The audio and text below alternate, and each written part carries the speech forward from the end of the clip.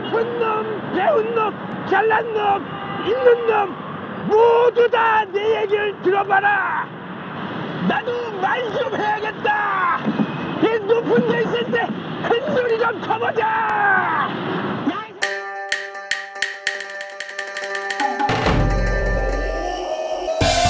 이거 좀 받았다가.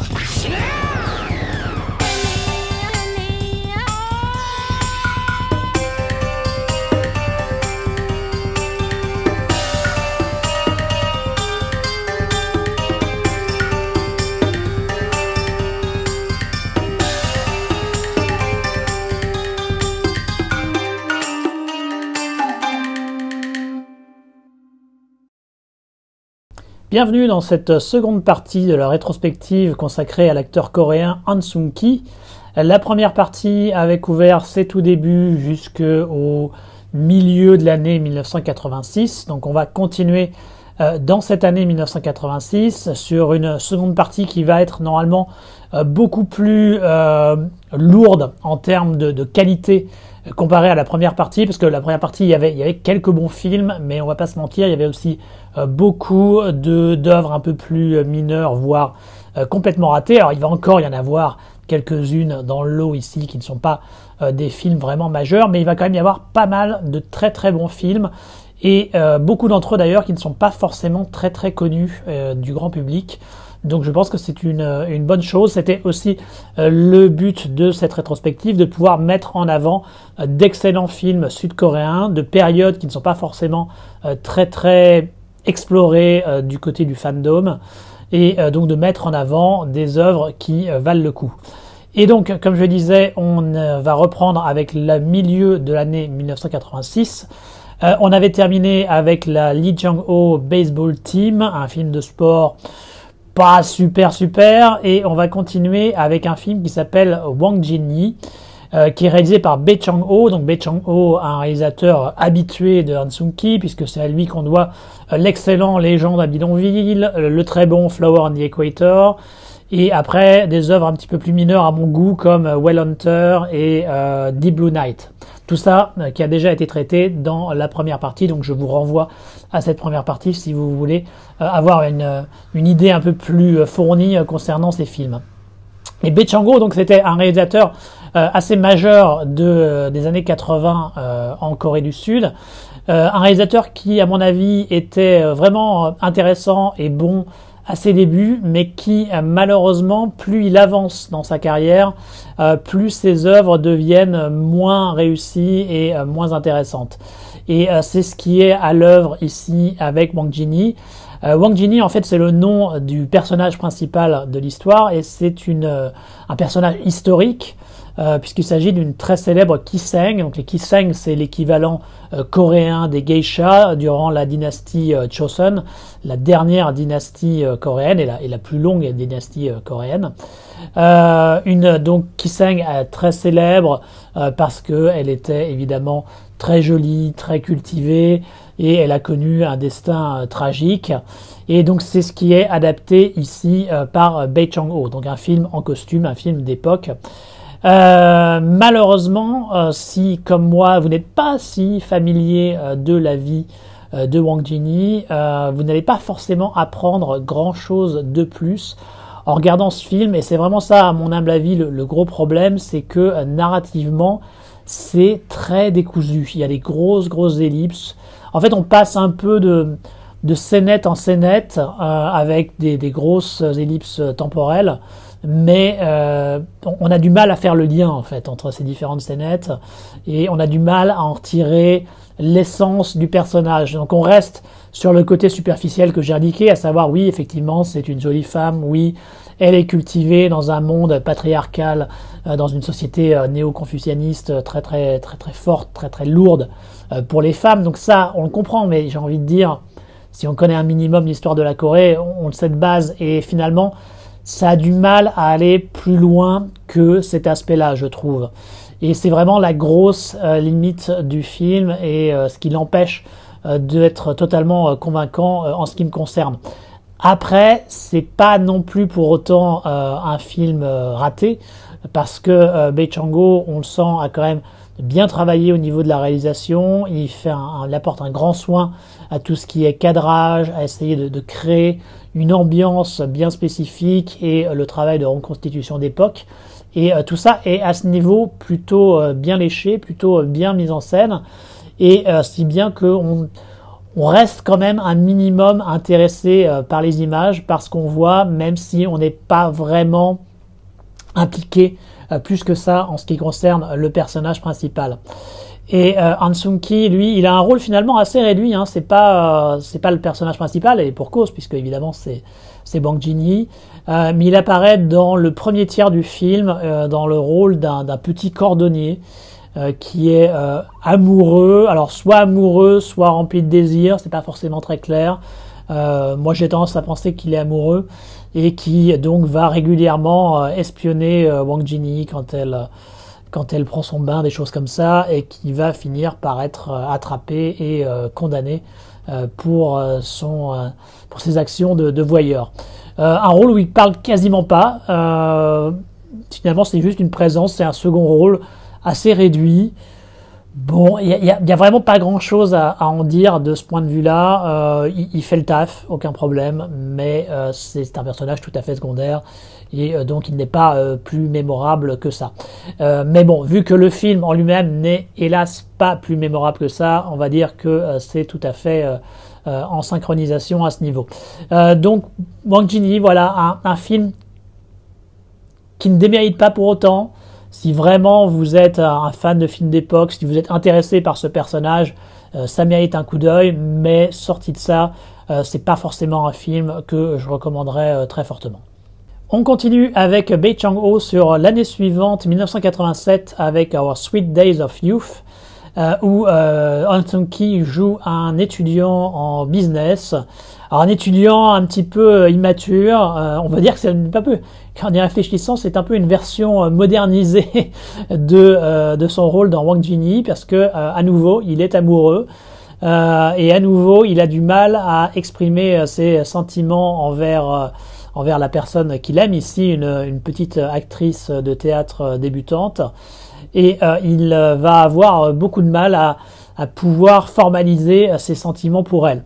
Alors le but du film, clairement, Our Sweet Days of Youth, c'est d'être une espèce de comédie romantique.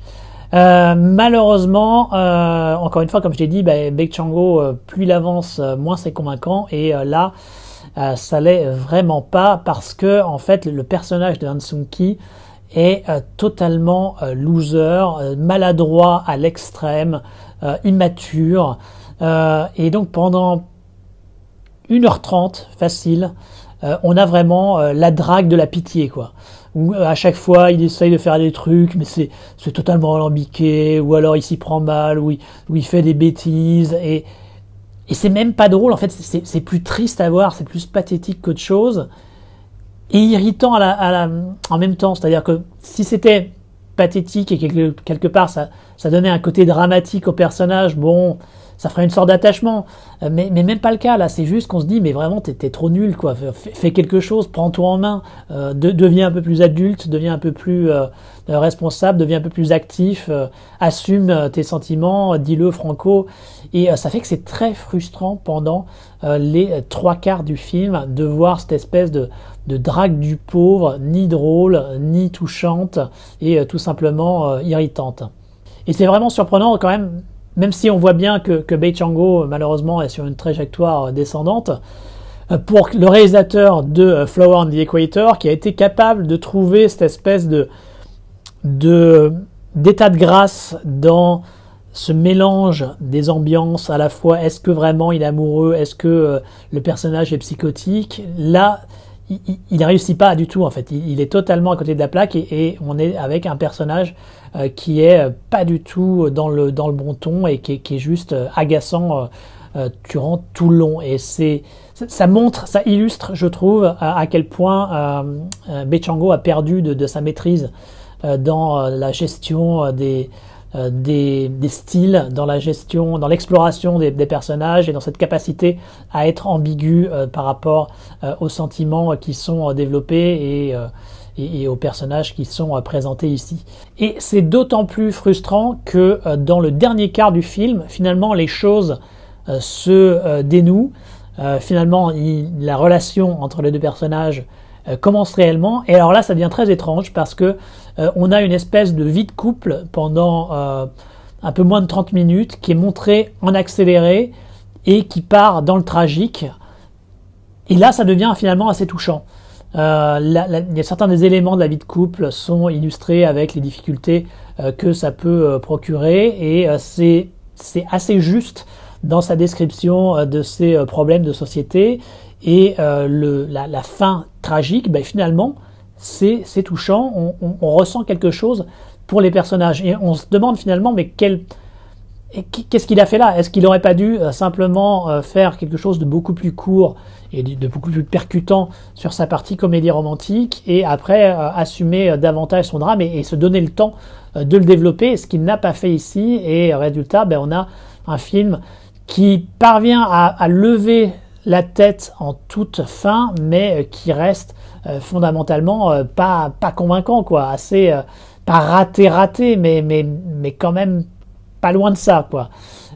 Donc ça fait un film très très frustrant, hélas, dont on voit qu'il y avait un potentiel pour faire quelque chose d'un peu plus intéressant et d'un peu plus réussi, mais que Bae Chang-ho, en perte de vitesse, n'a pas réussi à concrétiser, ou alors de manière très très limitée.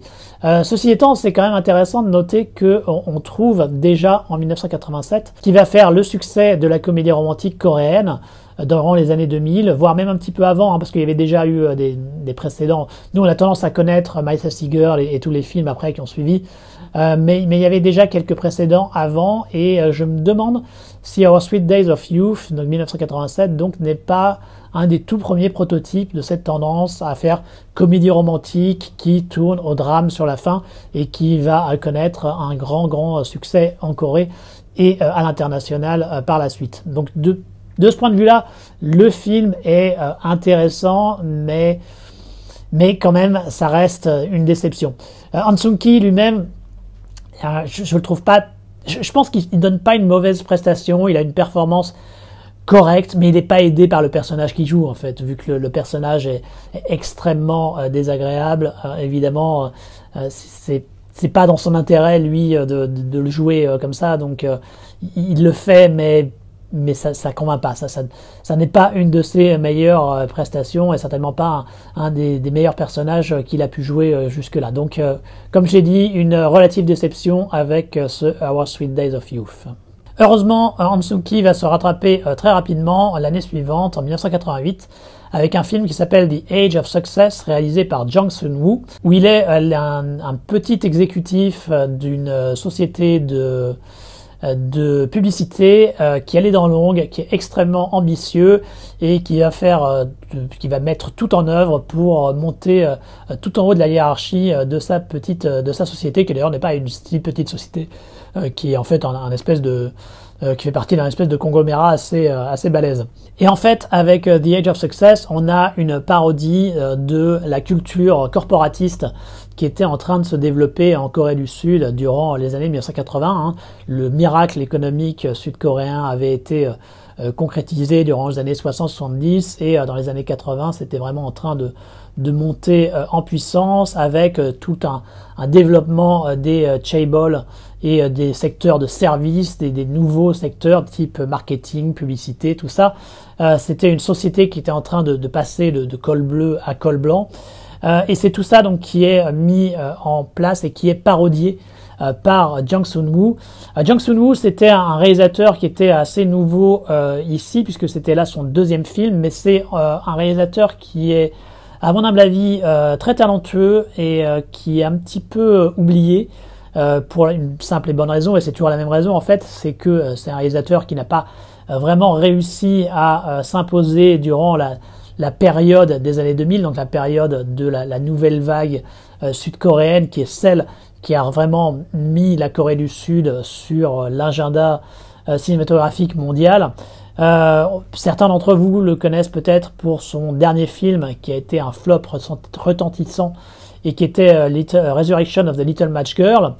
Mais avant ça, il avait fait quelques très bons films, dont The Age of Success, mais citons par exemple Petal, qui est un excellent film. Il avait fait une œuvre assez intéressante, semi-expérimentale, qui s'appelait Timeless, Bottomless, Bad Movie, et dont j'ai déjà parlé dans la rétrospective Song Kang-ho, donc je vous renvoie à celle-ci si ça vous intéresse.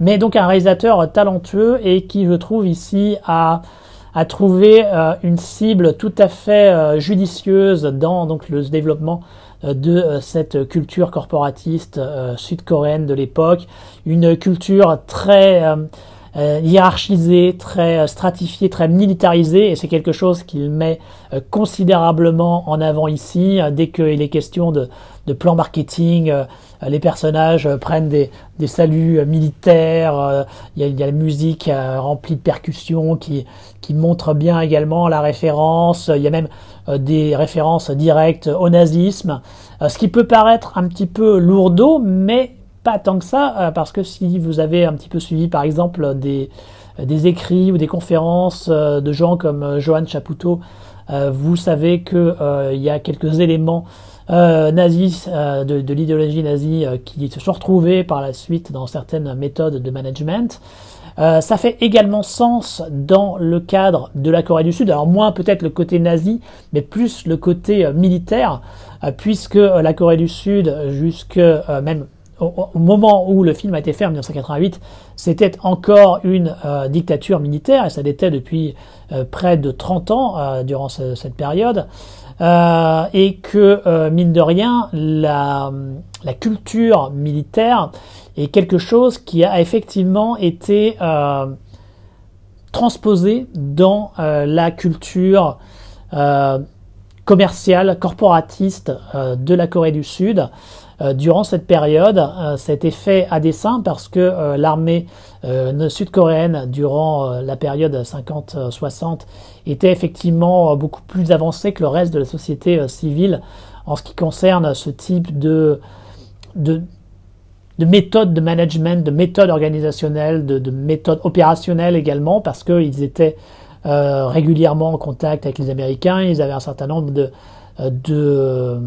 formations qui étaient faites avec eux, ce genre de choses, et donc effectivement ils étaient à la pointe de ces éléments-là, et ils ont transposé un certain nombre de leurs méthodes dans la société civile et commerciale coréenne, et donc c'est d'en faire une parodie et utiliser directement ces codes dans le film, ça fait sens, c'est tout à fait cohérent par rapport à la société coréenne de l'époque, et ça pourrait d'ailleurs, bon, depuis, heureusement, le côté militariste est un petit peu moins prononcé en Corée du Sud, mais quand même, c'est quelque chose qui reste assez présent dans la société, et en tout cas, ça faisait, comme je le dis, très très sens en 1988.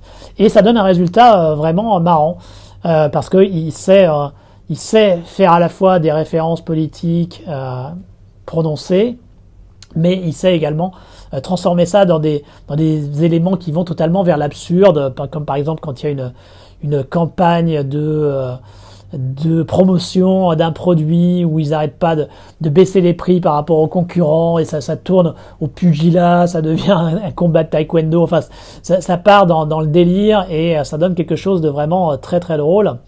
Han Sung-ki est vraiment excellent ici, il est tout à fait à son aise dans ce personnage avec les dents longues, arrogant, qui ne pense qu'à gagner, qui voit tous les autres comme des faibles, quelqu'un qui est vraiment pas sympathique, mais il réussit à lui apporter une certaine humanité tout en gardant les éléments les plus détestables du personnage, et ça marche très très bien, il est vraiment parfait ici. Pour moi, c'est une de ses toutes meilleures prestations. Vraiment excellent de bout en bout dans toutes les facettes du personnage. Parce que évidemment, même si c'est une parodie avec une telle philosophie de vie, le personnage va finir par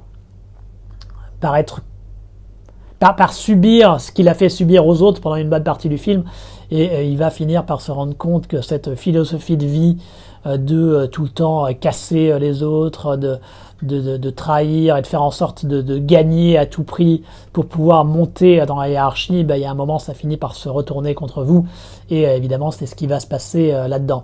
C'est intéressant également de faire un petit parallèle avec ce qui se passait aux États-Unis durant cette période, parce que durant les années 80 aux États-Unis c'était également le règne des yuppies de la finance.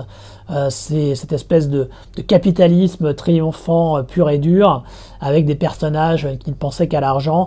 On pense un petit peu à des films comme Wall Street, on pense même également à Robocop, j'ai envie de dire, avec les personnages des corporatistes de l'OCP.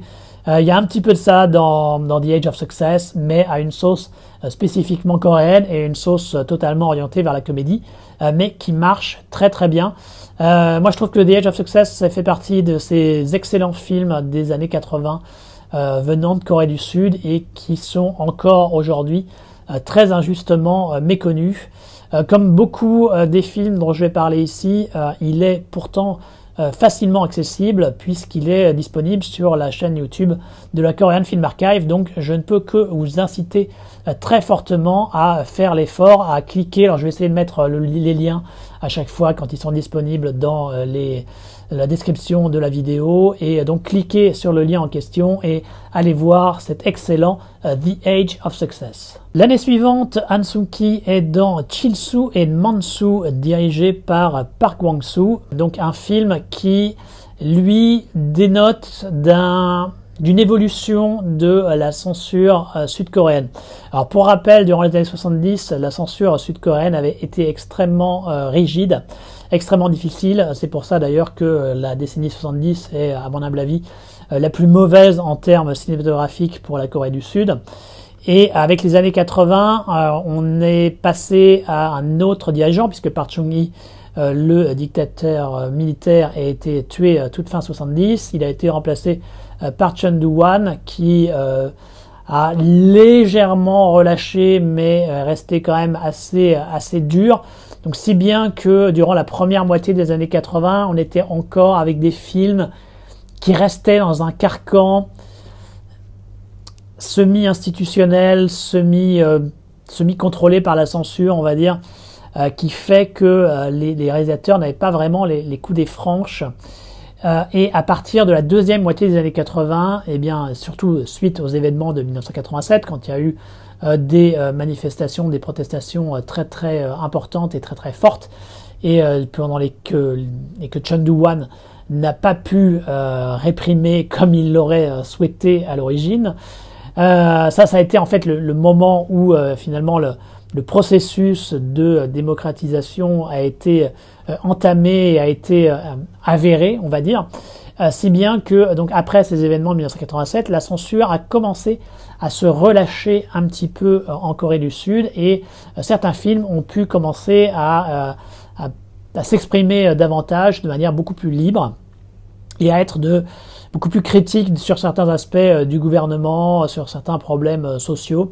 Et Chil-soo et Mansu fait partie de cette cuvée. On pourrait également argumenter que The Age of Success, dont j'ai parlé juste avant, en faisait partie également.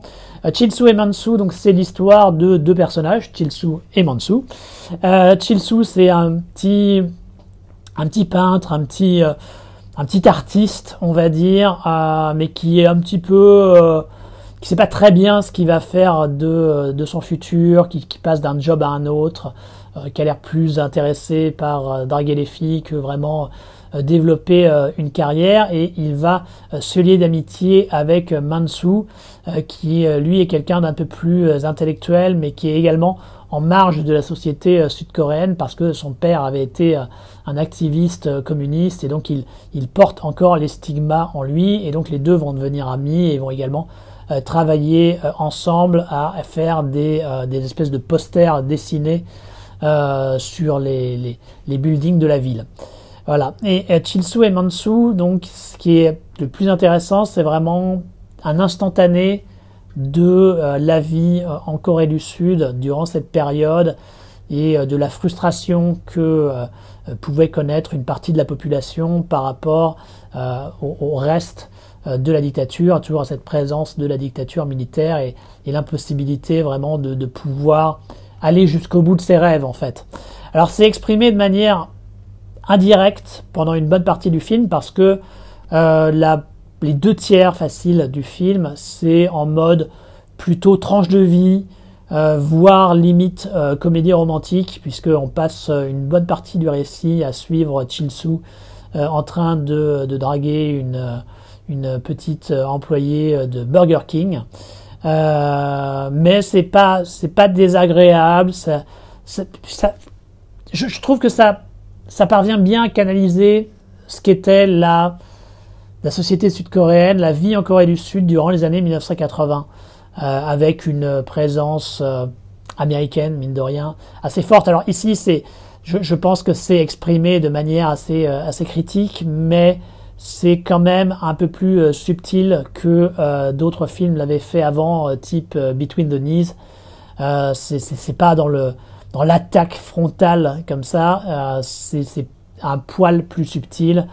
Mais je trouve que ça réussit quand même bien à capter ce qu'était la Corée du Sud, donc durant cette deuxième moitié des années 1980. C'est pas incroyable à voir. Je trouve que ça monte d'un niveau à partir du moment où on entre dans le dernier tiers, en fait, où les personnages sont en train donc de faire, de peindre une publicité sur un building, tout en haut d'un building, et pour relâcher la tension, leur frustration, ils se mettent en fait à crier du haut du building. Et ça devient assez marrant parce qu'en fait les gens en bas pensent qu'ils vont se suicider et à ce moment-là ils appellent les flics et il y a tout un truc qui se met en place où même si les personnages en fait eux n'avaient aucune envie de se suicider, ils étaient simplement frustrés de leur vie et du carcan dans lequel ils étaient, et bien ils se retrouvent pris dans cette espèce d'engrenage où ça devient un sujet politique, médiatique et ils sont même plus capables de contrôler ce qui leur arrive et ils sont pris donc dans cet engrenage pour une fin assez tragique. Et là je trouve que il y a vraiment un côté assez mordant dans la critique de la société sud-coréenne dans cet aspect-là, tout en ayant un côté à la fois assez drôle et tragique, puisque finalement grâce aux 2/3 plus léger précédent, on s'est un minimum attaché au personnage et donc ce qui leur arrive devient plus fort émotionnellement parlant pour nous et donc ça donne un résultat assez réussi. Chil-soo et Man-soo, c'est un film qui est également très très apprécié de la critique coréenne. Moi je suis pas aussi convaincu que je trouve que c'est un bon film, ça mérite d'être vu. Tout à fait recommandable, mais je trouve pas que ce soit l'œuvre la plus intéressante ou la plus emblématique des années 80 en Corée du Sud. Moi, je trouve qu'il y a c'est plus intéressant dans un film comme Seoul Rainbow ou bien The Age of Success dont j'ai parlé juste précédemment. Mais il n'empêche que Chil-soo et Man-soo est un bon film. Han Sung-ki très bien, même si finalement, dans son rôle de Man-soo, il est moins mis en avant que Chil-soo, hein. Vraiment le film est porté davantage sur le personnage de Chil-soo. Lui intervient bien en tant que contrepoint de Chil-soo et il est très très bien, très convaincant également, mais on est plus quand même sur l'autre personnage. Mais le duo en tout cas entre les deux acteurs marche excellemment et c'est quelque chose qui va être tout à fait capté et identifié par d'autres réalisateurs parce qu'ils vont être mis ensemble dans d'autres films par la suite et on va pouvoir d'ailleurs parler de certains d'entre eux dans cette rétrospective. En 1989, Han Sung-ki est dans Gagman, un film de Lee Myung-se. Lee Myung-se, un autre réalisateur un peu comme Park Kwang-soo, très apprécié de la critique coréenne et Gagman lui-même, le film également très apprécié de la critique coréenne. Lee Myung-se, effectivement, c'est un réalisateur qui a du talent et qui va le prouver par la suite. On va parler sur la trace du serpent un petit peu plus tard, qui est un autre film qu'il a réalisé avec Han Sung-ki et qui effectivement est très intéressant. Gagman, c'est son tout premier film. Et Gagman, qu'est-ce que ça raconte ? Eh bien, ça raconte l'histoire d'un comédien comédien de spectacle, un espèce de clown, qui est manifestement très inspiré par Charlie Chaplin, par le personnage de Charlot, puisqu'il a exactement la même moustache et il fait de nombreuses références directes à Charlie Chaplin, à Charlot. Et donc c'est un petit comédien pas particulièrement brillant, mais qui a de l'ambition et qui veut devenir réalisateur et qui se met à stocker, à harceler un certain nombre de membres de l'industrie cinématographique coréenne pour les convaincre de l'aider à monter son scénario, à devenir réalisateur, et qui malheureusement ne va pas vraiment y arriver, mais il va quand même réussir à embringuer 2-3 personnes dans son délire. Et pour parvenir à le concrétiser, il va se mettre à passer au banditisme. Alors, dit comme ça, sur le papier, ça paraît plutôt sympa, le concept est plutôt amusant et ça peut donner quelque chose d'un point de vue comique d'assez sympa. Malheureusement, quand on regarde le film, ce n'est absolument pas le cas. Pour un film qui s'appelle Gagman, c'est vraiment pas drôle du tout. C'est extrêmement lourd et malheureusement, il faut bien le dire, on le doit en partie à Han Sung-ki dans ce personnage de comique fan de Charlie Chaplin. Alors si vous connaissez Laughing Times, le film de John Woo, le premier film de la Cinema City, où on avait Dean Sheck qui nous refaisait Charlie Chaplin, eh ben moi ça m'a fait exactement la même impression en regardant ce Gagman. Ça ne marchait pas du tout dans Laughing Times, c'était ridicule et pathétique, et malheureusement c'est tout aussi pathétique ici. Han Sung-ki en fait des tonnes dans son personnage, à tout le temps faire des grimaces, à tout le temps faire des trucs comme ça, des roulements d'yeux, des grands sourires forcés. Il est tout le temps dans cette gamme du début jusqu'à la fin et c'est extrêmement désagréable. Ça ne marche pas. La seule qui s'en sort un petit peu, c'est l'actrice principale qui se retrouve embringuée avec lui et qui, je trouve, elle, est beaucoup plus naturelle. C'est la seule qui s'en sort à peu près bien, je trouve, du métrage d'un point de vue performance d'acteur. Mais Han Sung-ki, malheureusement, c'est pas du tout ça. Les autres acteurs, ça passe, même si c'est pas particulièrement brillant. C'est pas drôle. C'est vraiment un problème quand même pour une comédie qui s'appelle Gagman. Et même quand ça passe dans le côté critique de l'industrie cinématographique sud-coréenne, ça reste très mineur, je trouve. Ça n'a pas vraiment de mordant par rapport à cette facette-là. Et quand on passe dans l'autre aspect, le côté plus dramatique, et qui pourrait être aussi une critique de la société sud-coréenne, mais encore une fois, ça n'a pas de mordant. Peut-être parce qu'on n'est jamais convaincu par le personnage principal et donc on a du mal à en être embringué dans le délire. La toute fin du film, c'est vraiment le pompon.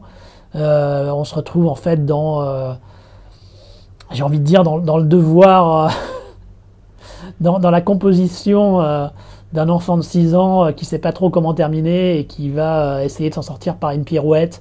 C'est à peu près le même niveau de ce Gagman. Donc du début jusqu'à la fin, je n'ai jamais été convaincu par le film. J'ai trouvé ça très irritant. Et là où certains autres films irritants dont j'ai parlé, type Our Sweet Days of Youth, au moins il y avait un moment, il y avait quelque chose qui rendait le métrage plus intéressant. Là, il n'y a jamais cette espèce de planche de salut qui finit par être proposée ici. Et non, on reste tout le temps dans le côté désagréable, dans le côté pas convaincant, dans le côté lourd. Et si bien que c'est un film qui, de mon point de vue, est hélas franchement raté. Donc évidemment, moi je ne peux pas vous conseiller Gagman, hein, vraiment, comme vous voyez, je suis allergique au film. J'avais pas aimé la première fois, j'ai rejeté un petit œil un petit peu rapide pour cette rétrospective en le revisionnant, en me disant bon, peut-être que je l'ai mal approché, je l'ai mal ressenti. Mais là, même comme ça, en revisionnage un peu rapide, non, je trouve que ça marche toujours pas. Hein. Donc voilà, je ne vous le conseille pas. Maintenant, sachez quand même que pour une partie de la critique sud-coréenne, c'est un film important. Donc si vous voulez vraiment avoir une idée large de ce qui est considéré comme important en Corée du Sud, il va falloir que vous en passiez par Gagman à un moment ou à un autre. Voilà. Mais bon courage pour le visionnage parce que ça va pas être facile. Heureusement, on va passer à quelque chose de beaucoup mieux avec un film de 1990 qui est réalisé par Jung Ji-young et qui s'appelle Les Partisans du Nord. Jung Ji-young, autre réalisateur un peu comme celui de The Age of Success, qui est un très bon réalisateur mais qui, pour des raisons mystérieuses, n'est vraiment pas reconnu internationalement parlant. Je trouve ça très dommage, très triste que des réalisateurs de cette qualité, de ce niveau, demeurent toujours dans l'ombre. Alors c'est très bien qu'on parle de Bong Joon-ho, de Park Chan-wook, tout ça, mais il y a d'autres réalisateurs majeurs en Corée du Sud, et d'autant plus que Jung Ji-young, lui, contrairement à beaucoup d'autres réalisateurs des années 80, type Bae Chang-ho, qui n'ont pas vraiment réussi à faire la transition avec les années 2000, lui, il continue, il est encore actif. Aujourd'hui, il a fait un film il n'y a pas si longtemps, je crois que c'était en 2019. Il est encore d'actualité par rapport à l'industrie cinématographique sud-coréenne actuelle, donc vraiment, je ne vois pas pourquoi on ne le reconnaît pas davantage ses qualités. Enfin, je crois savoir pourquoi, c'est que simplement beaucoup de critiques ou de cinéphiles n'ont tout simplement jamais vu les films qu'il a fait précédemment, mais c'est un grand tort. Et c'est quelque chose qui va être à nouveau enfoncé ici parce que Les Partisans du Nord, c'est un excellent film.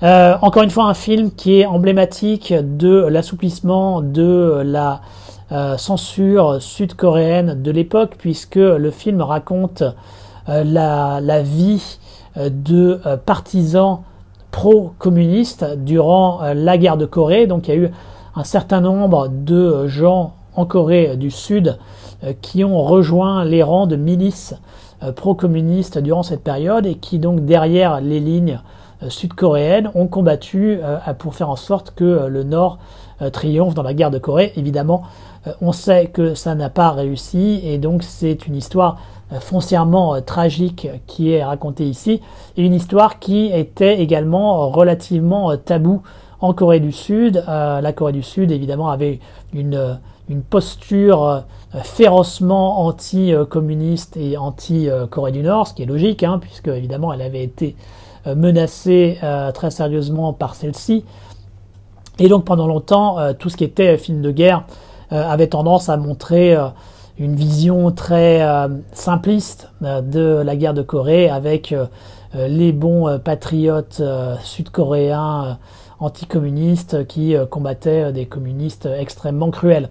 Et donc pendant très longtemps, on a eu ce type de portrait, et à partir du moment où la censure a commencé à se relâcher, on a commencé à avoir des visions un petit peu plus subtiles et un petit peu plus complètes de ce qu'a été ce récit, avec des personnages moins caricaturaux. Et c'est exactement ce qu'on a donc dans Les Partisans du Nord, et qui est basé sur des mémoires de guerre d'un ancien partisan qui donc les a écrites et publiées durant la seconde moitié des années 1980 et qui a été adapté en film par Jung Ji-young en 1990. Et donc Han Sung-ki est ici le personnage principal, le personnage, l'auteur de ces récits de guerre, qui était un journaliste déjà très orienté à gauche et qui va rejoindre les rangs de cette milice de pro-communistes et qui va se battre donc pendant une période de environ 2 ans et demi. Donc on suit le film, on suit son personnage du tout début de son adhésion à cette milice jusqu'à la dissolution de celle-ci qui a lieu, comme je l'ai indiqué, durant la fin 1952.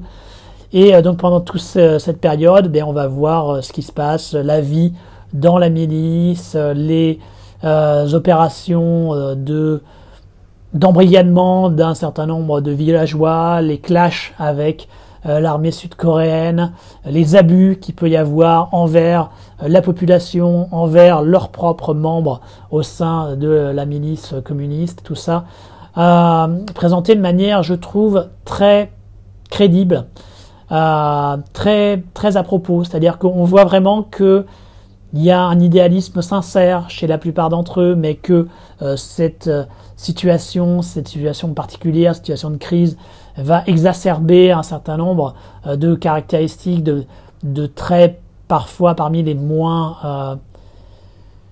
flatteurs chez certains individus, et donc évidemment il va y avoir toutes sortes d'abus. On voit également les germes d'un certain totalitarisme quand il est question de débats politiques au sein de cette milice. Tout ça est présent, entrecoupé d'affrontements, comme je l'ai dit, plutôt bien mis en scène avec les forces de Corée du Sud, les forces régulières. Il y a également une très bonne description, je trouve, des difficultés de vie, en fait, parce qu'évidemment, ils passent leur temps dans les montagnes, ils doivent survivre durant l'hiver, ce qui n'est vraiment pas évident, et donc il y a vraiment un côté, la dureté de la nature également, qui est mis en avant avec de superbes paysages. Enfin, tout ça est vraiment bien mis en scène par Jung Ji-young, et il y a également un aspect sentimental, parce que dans cette milice, il y a des hommes, il y a des femmes, et évidemment, il va y avoir un certain nombre de sentiments qui vont se développer entre eux, et tout ça est vraiment très bien rendu.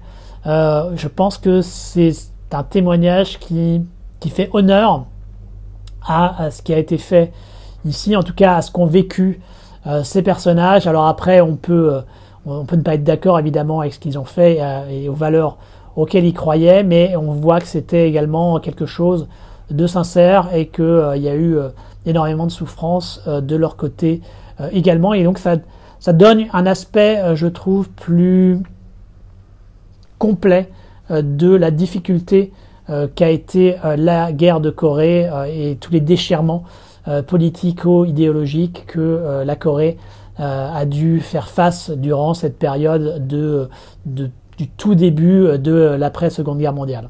On a une très bonne galerie de personnages, tous très convaincants, tous très bien campés. Han Sung-ki est absolument parfait ici. Encore une fois, c'est un rôle majeur en ce qui le concerne de mon point de vue, tout comme ça l'était pour The Age of Success. Là, comme je l'ai dit, on est vraiment dans les très bons films avec ses partisans du Nord. Et puis il y a quelques séquences vraiment excellentes où Jung Ji-young parvient je trouve, à trouver un certain état de grâce. Et je pense ici par exemple à une séquence où on a la milice pro-communiste qui est en train d'échanger des coups de feu avec les troupes sud-coréennes dans un petit village, et il y a une petite fille à un moment qui passe pour récupérer un de ces animaux de ferme, et à ce moment-là les deux camps arrêtent de tirer l'un sur l'autre, et ils essayent de convaincre la gamine de les rejoindre. Et celle-ci ne sait pas quoi faire, elle ne sait pas vers où elle doit aller, et puis finalement elle retourne vers sa mère, et il y a une discussion qui s'engage à ce moment-là entre les membres de la milice pro-communiste et les membres de l'armée régulière, eux qui étaient en train d'essayer de s'entretuer juste avant, et après ça se termine en espèce de concours de chant entre les deux côtés, et je trouve que c'est vraiment une scène brillante qui permet de synthétiser tout l'esprit, tout le cœur de la séparation entre les deux Corées, le trauma de cette séparation, présenté ici sous un jour à la fois dramatique, sérieux, mais également quasi parodique, quasi comique. Et donc ça donne quelque chose de très bon, et pour un film qui est excellent, très bon film. C'est Partisans du Nord, un must si vous êtes un amateur de cinéma coréen, un must évidemment si vous êtes un amateur de Han Sung-ki, et puis tout simplement j'ai envie de dire un must si vous aimez le cinéma tout court. C'est une de mes grosses recommandations de cette rétrospective. Allez jeter un œil sur les Partisans du Nord, et tout comme c'était le cas pour The Age of Success, vous n'avez aucune excuse pour ne pas le faire, parce qu'il est disponible sur la chaîne YouTube de la Korean Film Archive. Donc allez-y, précipitez-vous. On va continuer d'ailleurs à rester en présence de Jung Ji-young et de Han Sung-ki avec un autre film qu'ils ont fait 2 ans plus tard, en 1992. Alors malheureusement, il y a eu d'autres films. À chaque fois, comme je l'ai expliqué dans la première rétrospective, je suis obligé de passer un certain nombre de films que je n'ai pas vus. Han Sung-ki, comme j'ai déjà dit, c'est un acteur extrêmement actif, qui fait beaucoup de films, et beaucoup de films des années 80-90 ne sont pas forcément aisés à voir, donc malheureusement je suis obligé de jouer à saute-mouton et de passer d'un film à un autre.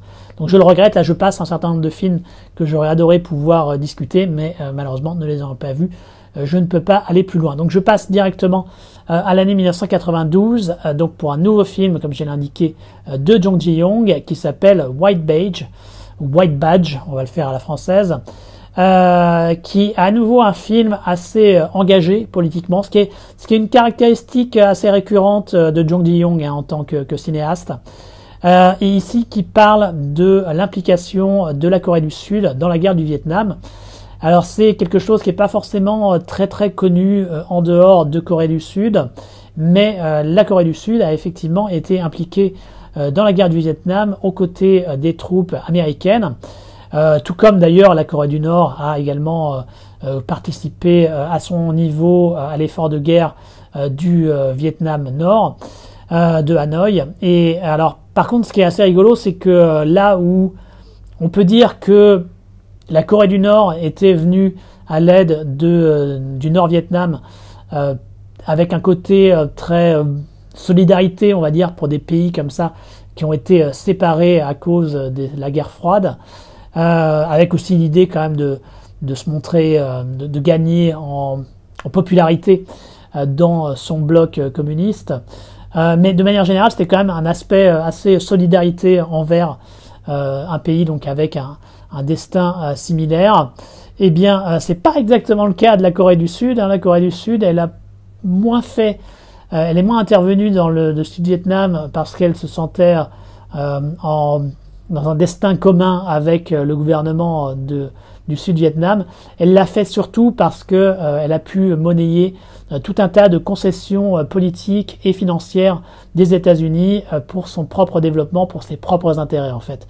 Ce qui est assez roublard de la part de Park Chung-hee, qui a bien mené sa barque ici pour obtenir le maximum de concessions en échange de l'envoi d'un certain nombre de soldats dans le Sud-Vietnam.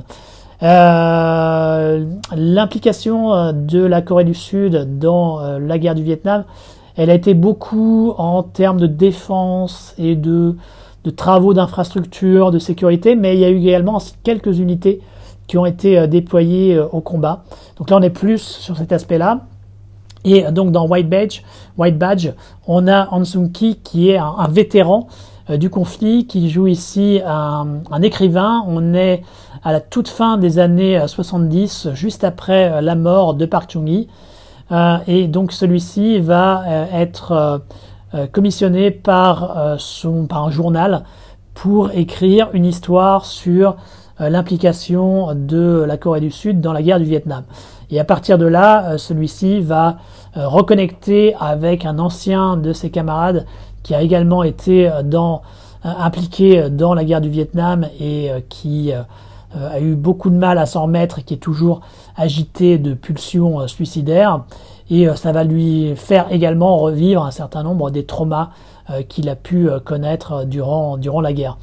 Donc on est vraiment quelque part sur j'ai envie de dire une certaine Vietnam exploitation qui était extrêmement forte dans les années 80 à Hollywood. On est dans la droite lignée de Voyage au bout de l'enfer, de Platoon, de Full Metal Jacket, tout ça. D'ailleurs, Voyage au bout de l'enfer est directement référencé dans White Badge. Et c'est peut-être la difficulté, j'ai envie de dire, qu'à White Badge, c'est que c'est difficile quand même de sortir de l'ombre de ces films majeurs. Pour autant, il le fait plutôt bien. Il le fait plutôt bien parce que effectivement la description qu'il donne du conflit au Vietnam est très réaliste, est très bien reconstituée, très bien mise en scène également par Jung Ji-young, et parce qu'il le fait en incorporant une dimension coréenne spécifique, ce qui est normal et ce qui fait tout le sel du film. Ça n'aurait aucun intérêt s'il s'était contenté de faire quelque chose à la Platoon ou à la Full Metal Jacket. Ça a déjà été fait, voire en mieux par les Américains. Mais donc lui place ça donc dans le contexte spécifiquement sud-coréen. Est-ce qu'il les parallèles qu'il fait sont particulièrement intéressants parce qu'en fait, il montre que quelque part, ce que la Corée du Sud fait au Vietnam, c'est reproduire les comportements qu'avaient les Américains durant la guerre de Corée. Il y a un flashback qui est directement, qui fait un lien, un parallèle direct entre les deux guerres, sauf qu'à la place des Américains qui traitaient de manière un petit peu condescendante les enfants de Corée du Sud, ben là maintenant c'était lui en tant qu'adulte de Corée du Sud qui avait la même attitude envers les enfants du Vietnam. Donc ça dresse des parallèles assez fascinants par rapport à ça, et ça dresse également un parallèle tout autant fascinant avec la situation politique intérieure de Corée du Sud, puisque sur la fin, en fait, on voit un certain nombre de manifestations en Corée du Sud pour demander la fin de la dictature militaire, et celles-ci sont réprimées, et évidemment notre personnage a des flashbacks de ce qu'il a connu au Vietnam, au Sud-Vietnam, et donc évidemment ça dresse un parallèle entre les deux pays, entre les deux trajectoires, et c'est source de nombreuses réflexions. Ça n'apporte pas forcément un message très très clair par rapport à est-ce que c'était bien, est-ce que c'était mal, mais ça dresse en tout cas des parallèles qui nourrissent une réflexion par rapport au type de régime qui a été la Corée du Sud, et un certain nombre de points qui sont tout à fait saillants par rapport à pourquoi dans le cadre du Vietnam ça n'a pas marché, pourquoi en Corée du Sud ça a marché, qu'est-ce qui était similaire dans leur type de système. Enfin, il y a un certain nombre de trucs comme ça qui, je pense, sont tout à fait intéressants, et c'est exprimé émotionnellement puisque le Jung Ji-young parvient à créer des personnages attachants et intéressants, et c'est le clou, on va dire, est enfoncé avec une fin extrêmement tragique. Et donc c'est un film qui nourrit la réflexion, mais qui parvient également à émouvoir, et comme je l'avais dit dans la vidéo que j'ai fait sur mes meilleurs films coréens, je pense que c'est ça la marque des grands films, quand ça parvient à toucher sur ces deux aspects, sur le cerveau, sur le cœur. Et White Badge réussit cet exploit, même si comparativement je donnerais quand même un léger avantage aux Partisans du Nord. Je trouve que le film est un petit peu meilleur, mais White Badge est un excellent film également, et un film très très recommandé. Et donc si vous faites une combo Jung Ji-young, vous ne serez pas déçus avec ces deux films, Les Partisans du Nord et ensuite White Badge.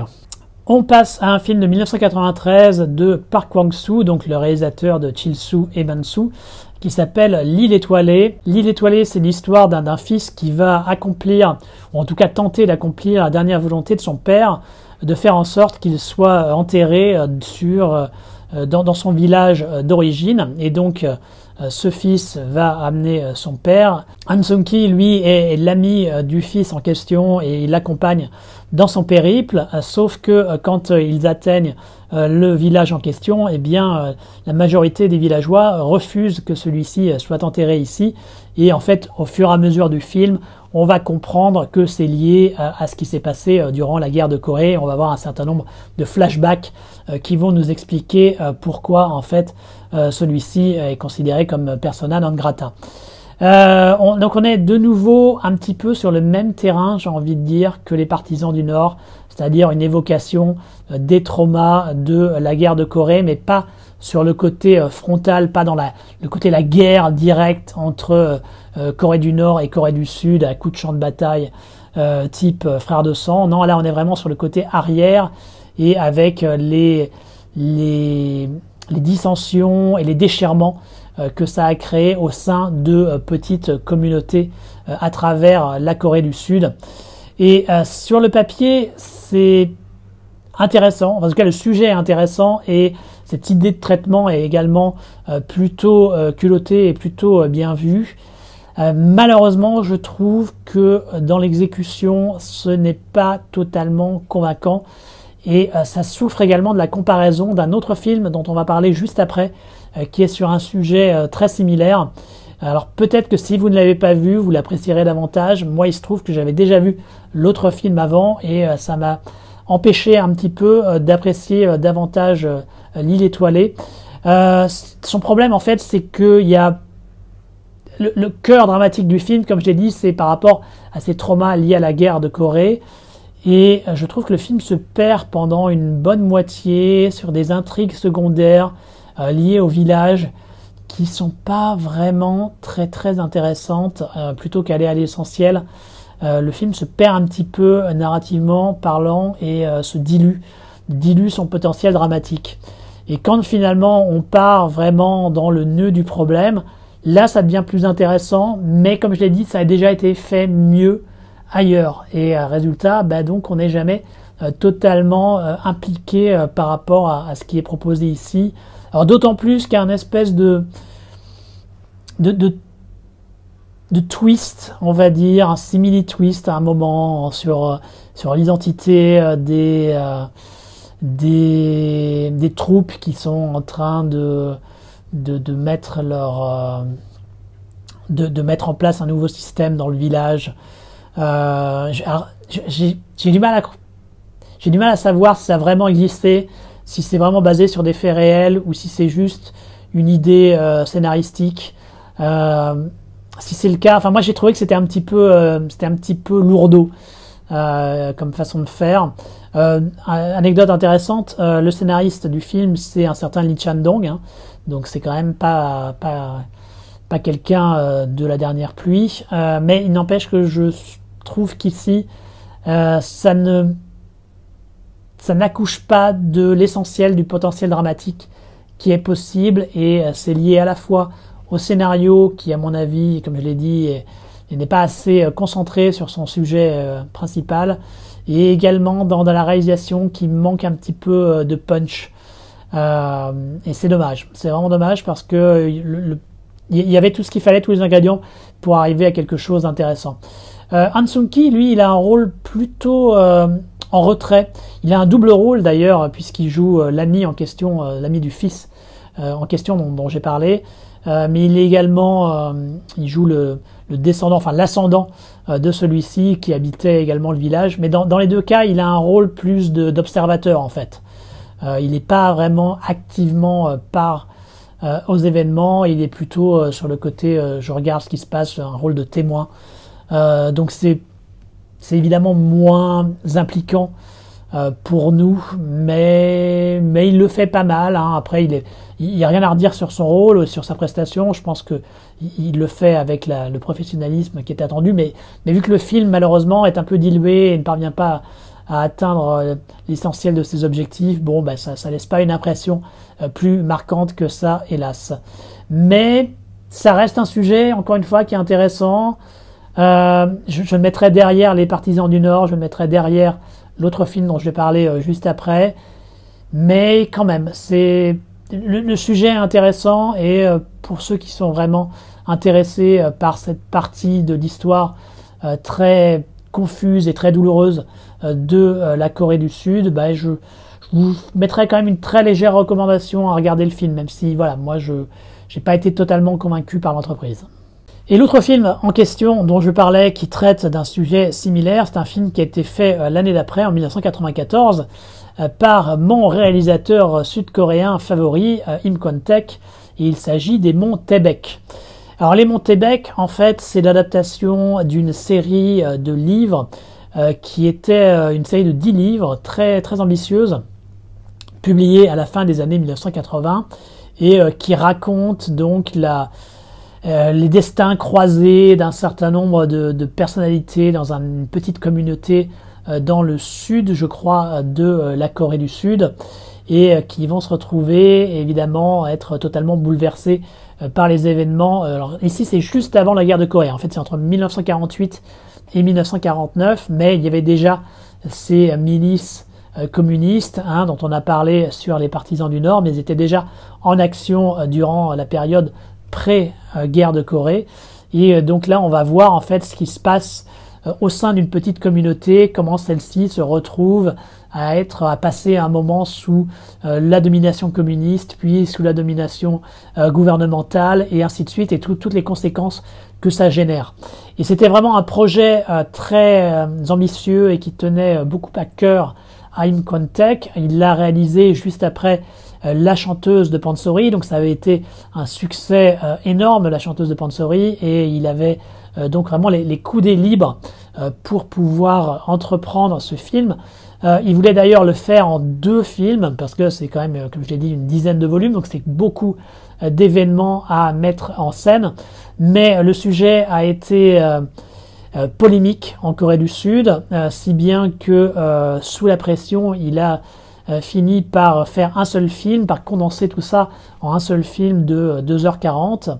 Alors moi je trouve que ça marche, moi je trouve que c'est un très bon film, hein. Les Montebec, je spoil direct, moi je suis un gros fan du film, mais lui en tout cas n'en est pas satisfait, et peut-être que si on connaît la série de bouquins originale, on peut effectivement peut-être considérer que le film n'est pas réussi. Je ne peux pas le dire parce que moi je n'ai pas lu la série originale, et tout ce que je vois moi c'est le film, et tout ce que je vois c'est quelque chose de très judicieux, de très fort dans les sentiments et dans les conséquences de ces affrontements idéologiques, parce qu'en fait vu que à chaque fois cette petite communauté, comme je l'ai dit, va passer entre les mains d'un camp puis dans l'autre, on va voir que finalement, derrière ces façades idéologiques d'un côté comme de l'autre, ben finalement, il y a les mêmes types de moyens qui sont mis en place, les mêmes moyens répressifs, les mêmes types d'abus, et qu'il n'y en a pas vraiment l'un pour sauver l'autre, et on va voir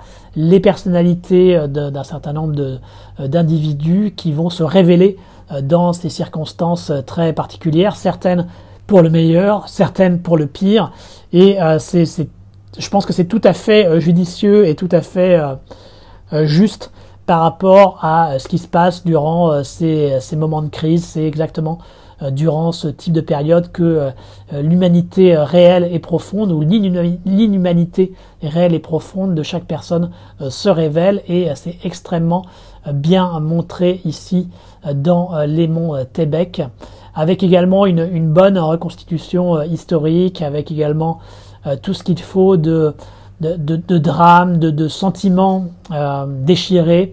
Il y a quelques personnages plus emblématiques, hein, sur lesquels Im Kwon-taek a tendance à se consacrer davantage. Il y a un personnage qui est un communiste hardcore.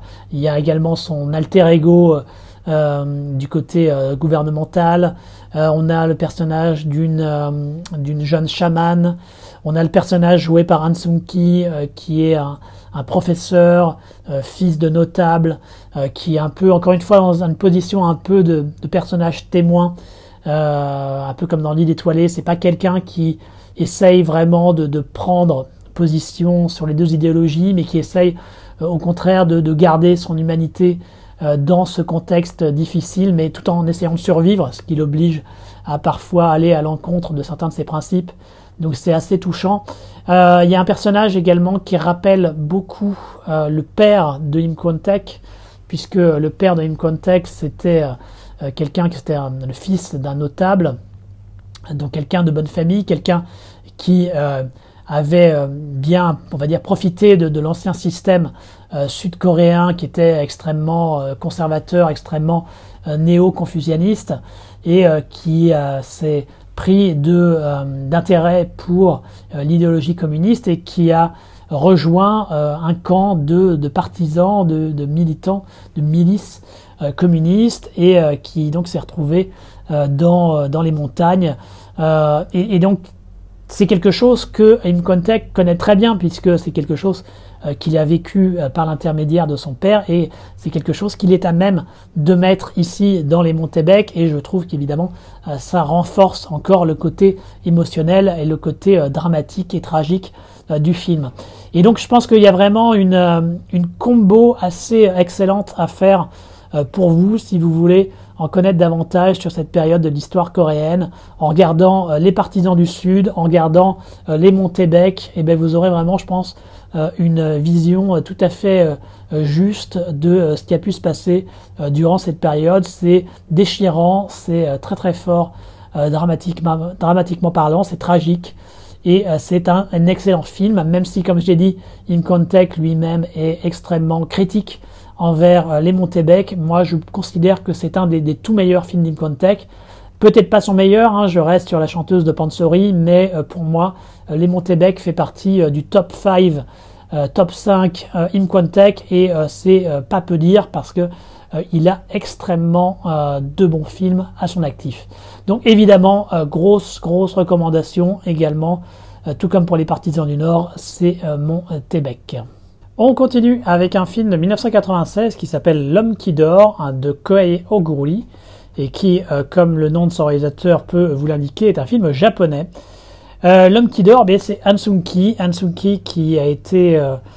qui est l'habitant d'un petit village, petite ville du Japon, non identifiée, et qui a été la victime d'un accident et qui est donc dans le coma.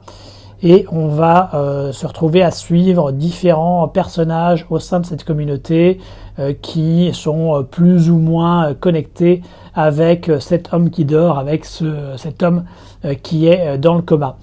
Et alors là, on est vraiment dans le cliché, on va dire, du film japonais d'auteur, à savoir des plans très longs, à savoir un rythme assez lent, toutes ces caractéristiques qui font un petit peu le cliché du cinéma japonais, avec un accent également sur un côté très naturaliste.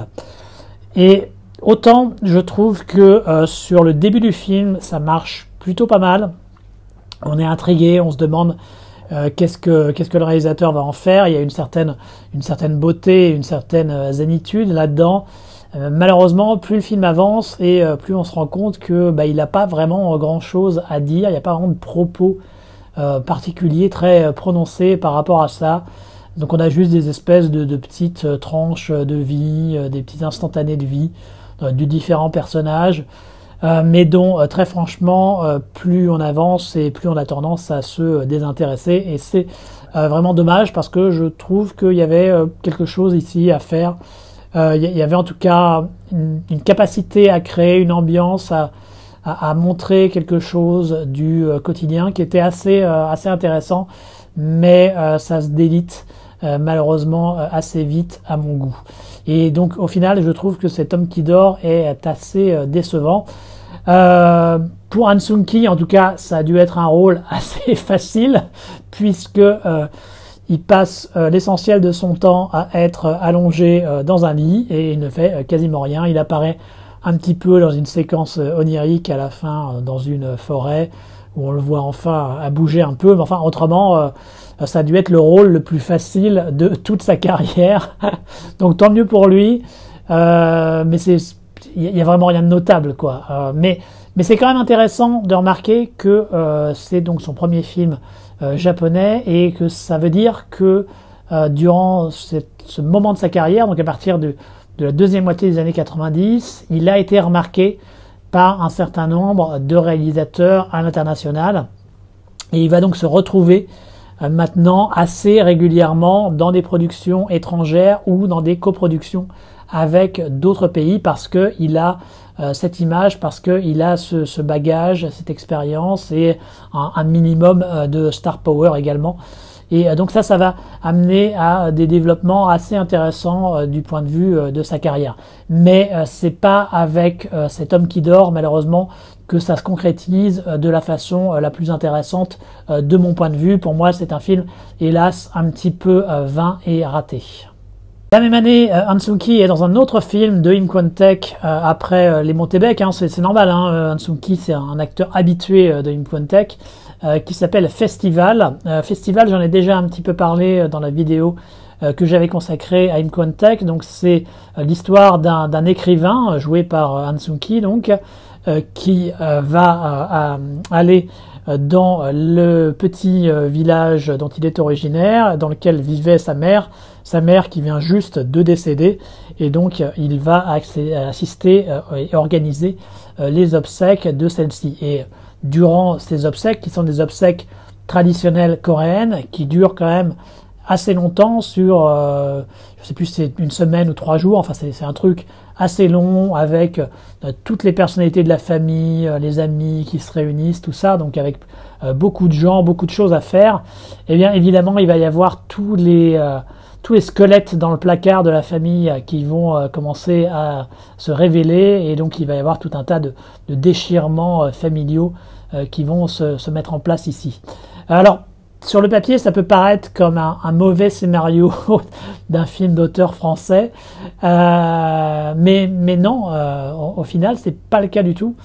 C'est quelque chose qui est vraiment intéressant et qui est vraiment prenant de bout en bout, parce que Im Kwon-taek, il a cette empathie pour ces personnages, quels qu'ils soient, quelle que soit leur faiblesse, quelle que soit leur difficulté.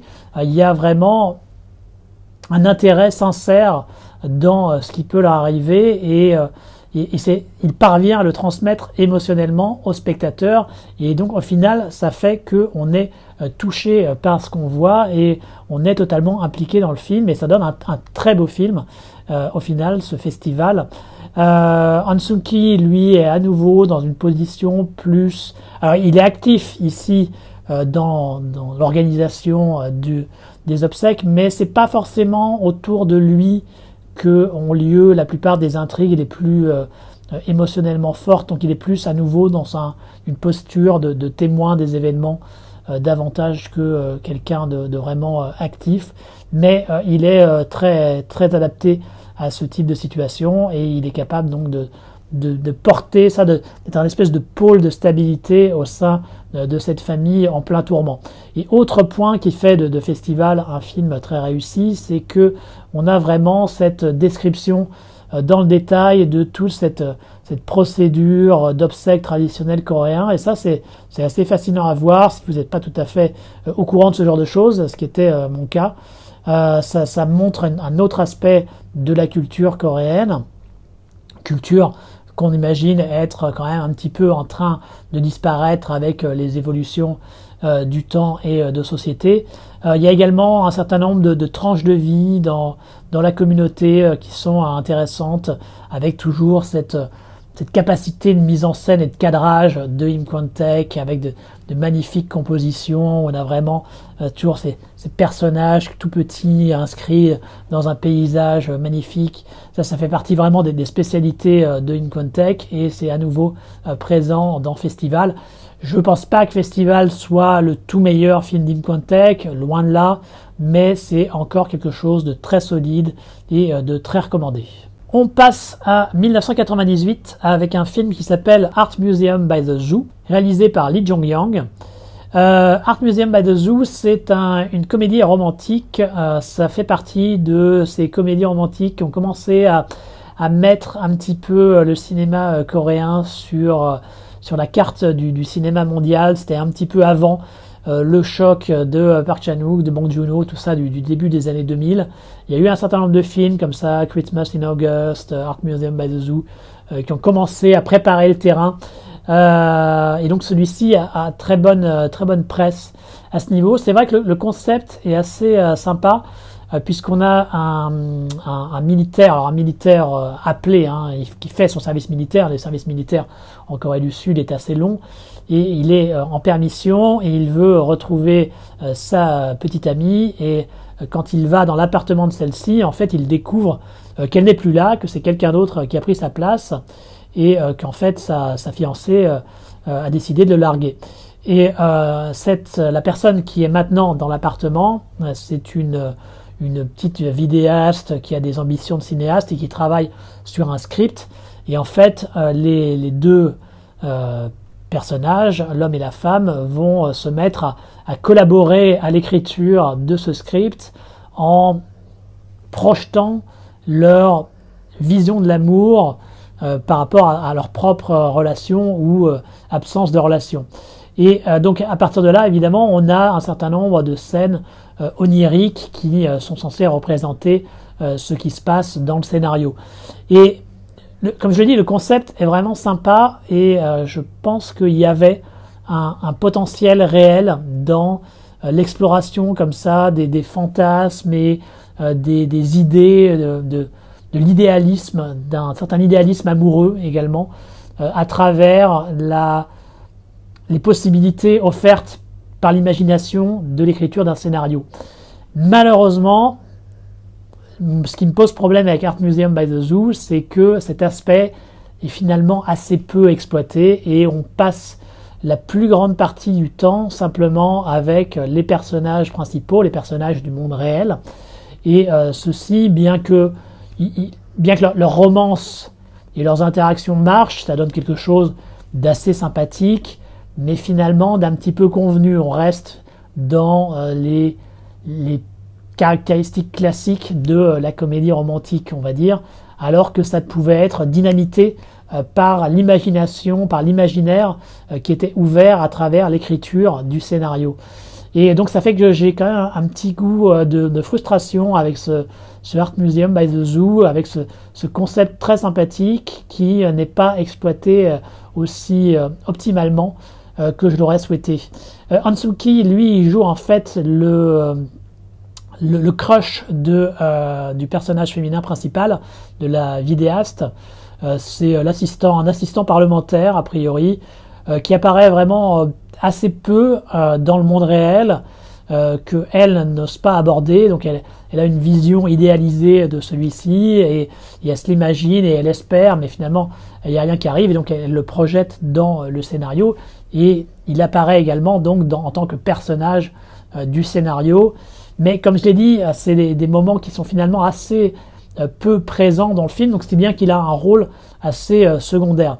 Et alors, il s'en acquitte bien, il n'y a pas de problème dans sa prestation, mais c'est un petit peu surprenant de le voir dans ce rôle-là, parce que, mine de rien, en 1998, j'avoue que j'ai pas vérifié, mais je pense qu'il est quand même dans la quarantaine à ce moment-là.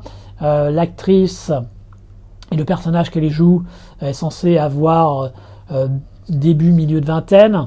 Ça fait quand même une différence d'âge assez importante, et il y a quelque chose d'un petit peu étrange à voir cette jeune fille avoir autant de désir et de velléité amoureuse envers un homme d'un âge aussi relativement avancé.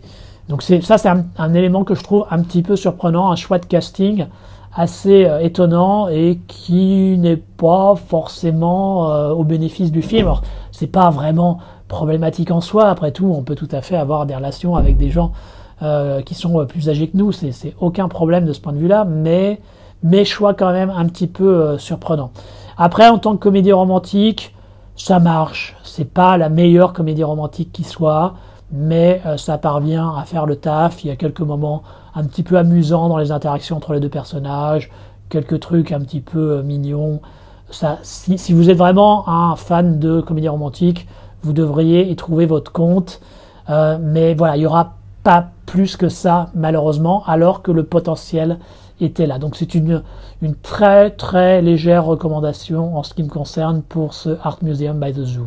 L'année suivante, en 1999, on a droit à Sur la trace du serpent, réalisé par Lee Myung-se. Donc souvenez-vous, Lee Myung-se, le réalisateur de l'horrible Gagman, du pire film de cette rétrospective, de mon humble point de vue. Eh bien, on peut dire qu'il est monté de plusieurs niveaux avec Sur la trace du serpent, parce que là, on est en face d'un film très très intéressant, d'un polar, qui a une histoire assez simple, puisque c'est tout simplement un tueur qui est poursuivi par la police, qui est poursuivi par deux flics tout particulièrement, et qui donc va faire tout en sorte pour réussir à mettre la main sur celui-ci.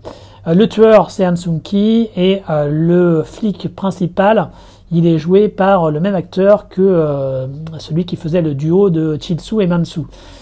Et d'ailleurs, le film est plus concentré sur le personnage du flic que sur le personnage du tueur. Finalement, Han Sung-ki apparaît peut-être un tiers du film, grand max. C'est plus une espèce de présence qui est recherché par les flics, mais celui qu'on voit tout particulièrement, donc comme je l'ai dit, c'est le personnage du flic incarné par l'acteur qui jouait Chil-soo dans Chil-soo et Mansu, et il le fait très bien d'ailleurs. Il est en mode flic un peu vulgaire, un peu violent, pas très éduqué, mais qui est finalement assez attachant, et ça marche plutôt bien de ce point de vue-là. Mais ce qui est le plus intéressant sur la trace du serpent, c'est surtout la réalisation de Lee Myung-se, parce que celui-ci a décidé d'y aller à fond dans l'expérimentation, et c'est assez délicieux de ce point de vue-là, parce qu'il y a tout un tas de trouvailles. À chaque fois, il va réussir à dynamiter la moindre séquence par des idées de mise en scène. Alors, il y a plein de trucs expérimentaux. Il va jouer sur la vitesse de défilement, sur le ralenti, sur les arrêts sur image, sur l'ambiance sonore également. Il y a pas mal une ambiance assez rock qui amène un contrepoint avec les images assez fort.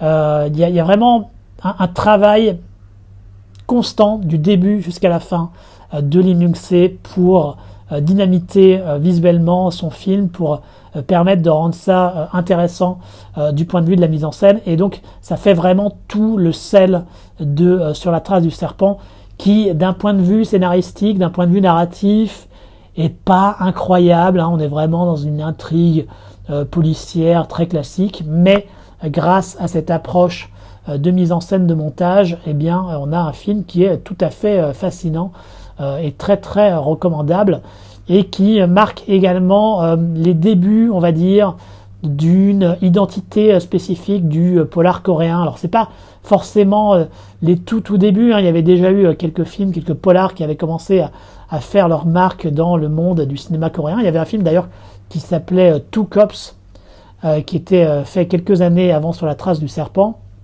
et dans lequel on trouvait le même duo de Chil-soo et Mansu, et donc d'ici Sur la trace du serpent, à savoir l'acteur qui joue Chil-soo, dont je n'ai plus le nom, et Han Sung-ki. Donc c'était à nouveau ce duo qui était reformé pour Two Cops, et qui avait été un gros succès commercial en Corée, mais qui, de ce que je sais, était un petit peu plus dans un moule hollywoodien, avec ce côté buddy movie. Alors j'ai pas vu le film malheureusement, hein. J'ai cherché à pouvoir le récupérer, mais j'ai pas réussi. Et donc Sur la trace du serpent continue dans cette direction, se continue sur la création d'une identité spécifique coréenne au polar.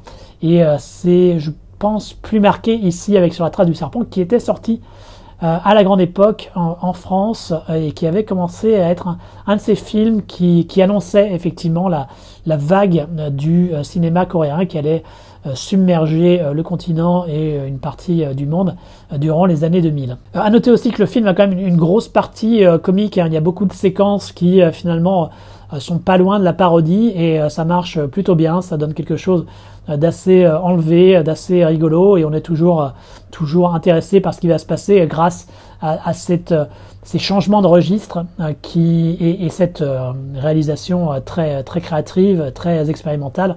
On retrouve un petit peu, j'ai envie de dire, de certaines ruptures de ton à la Bong Joon-ho. J'ai pas pu m'empêcher de penser un petit peu à Memories of Murder, pour le coup, dans la manière justement dont le personnage principal du flic qui n'est pas loin de celle de la façon dont est représenté le personnage de Song Kang-ho dans Memories of Murder. Donc c'est un autre élément intéressant, et un autre élément qui va dans le sens du fait que Sur la trace du serpent est un jalon dans l'établissement d'une identité spécifique pour le polar sud-coréen. Et Han Sung-ki, donc comme j'ai dit, il joue le méchant, et alors il est assez monolithique ici. Il n'exprime pas forcément grand-chose, c'est plus une espèce de force et de présence, comme je l'ai dit. Mais ça donne quelque chose d'assez intéressant. Enfin, il a vraiment cette aura de danger à chaque fois qu'il apparaît à l'écran, et il est assez physique, ce qui n'est pas forcément évident, parce que même si il est capable de faire des choses physiquement, c'est quand même pas, c'est un acteur plus dramatique qu'un acteur physique, hein, on va pas se mentir. Mais il s'acquitte du taf avec une grande efficacité ici, et donc il est tout à fait convaincant. Et donc évidemment, recommandation très très forte de ma part sur la trace du serpent. Le film a ses limites, comme je l'ai dit, hein, d'un point de vue narratif, d'un point de vue scénaristique, mais il vaut certainement le coup d'œil. Alors j'avais parlé du fait que Han Sung-ki était en train d'entamer sa mue vers une carrière un petit peu semi-internationale avec L'homme qui dort de Kohei Oguri. Et ben on va continuer dans cette optique avec un film de 2001 qui s'appelle Moussa, la princesse du désert, réalisé par Kim Sung-soo et qui est une coproduction entre la Chine et la Corée du Sud. Moussa, princesse du désert, il y a de bonnes chances pour que vous le connaissiez parce que c'est un film qui était sorti en France à la grande époque et qui avait eu un minimum de buzz, on va dire. Alors on est vraiment dans une période un petit peu Tigre et Dragon exploitation, on va dire. Il y a un petit peu de ça ici à travers évidemment la présence de Zhang Ziyi. Et en fait l'histoire n'est pas loin d'être une sorte de variation autour de cette idée de cette jeune fille qui se retrouve à un moment capturée par des bandits, c'est le cas dans Tigre et Dragon, et qui va tomber amoureuse. Il y a un petit peu de ça ici, mais sous un packaging différent. Donc l'histoire, c'est un groupe d'émissaires diplomatiques, mais avec quelques militaires pour les accompagner, qui vont en Chine pour entretenir des liens, créer des liens diplomatiques avec la dynastie Ming. Malheureusement, il y a un problème, ils se trouvent à être prisonniers, ils se trouvent à être exilés, ils parviennent à s'enfuir, et quand ils veulent essayer de rejoindre la Corée, en fait, ils vont quasiment par accident se retrouver à sauver une princesse chinoise Ming des mains d'adversaires mongols. Et ils vont essayer de la ramener à Nanjing, à la capitale chinoise, afin de finalement réussir leur mission diplomatique d'origine. Et pour ça, ils vont devoir affronter très régulièrement les Mongols. Voilà donc pour le scénario de Moussa, princesse du désert, qui était à son époque, donc en 2001, le film sud-coréen le plus cher qui avait été fait. C'était vraiment un gros budget. Et ça se ressent tout à fait dans la direction artistique qui est de très grande qualité. On a vraiment un soin affirmé sur tout ce qui est reconstitution d'époque, sur tout ce qui est costume, sur tout ce qui est maquillage, et également un beau travail qui est fait sur le côté épique, le souffle épique à travers des paysages désertiques très cinématographiques, qui mène un côté vraiment épique, un petit côté Laurence d'Arabie, on va dire. C'est un peu cliché, mais il y a un petit peu de cet esprit ici, qui est également finalement assez conforme à ce que faisait une partie du cinéma de chinois continental en termes de wuxiapian, en termes de films de chevalerie. Si vous avez vu la vidéo que j'ai fait sur le retour du cinéma martial en Chine, vous avez vu des extraits de films comme Swordsman in Double Flag Town ou bien encore The Yellow River Fighter. C'est des films qui montrent souvent une Chine désertique, une Chine un petit peu détruite, un petit peu aride et rugueuse. Et c'est quelque chose qu'on retrouve aussi dans Moussa, princesse du désert. Et je trouve que c'est quelque chose qui est très bien rendu ici et qui amène une identité assez forte au film et une esthétique très poussée. Ce qui est assez rigolo d'ailleurs, c'est que le réalisateur Kim Sung-soo, lui, visiblement, est un fan de Shang-Chi, donc les wuxiapian de Shang-Chi, donc qui a été le grand réalisateur de films d'action durant les années 60-70.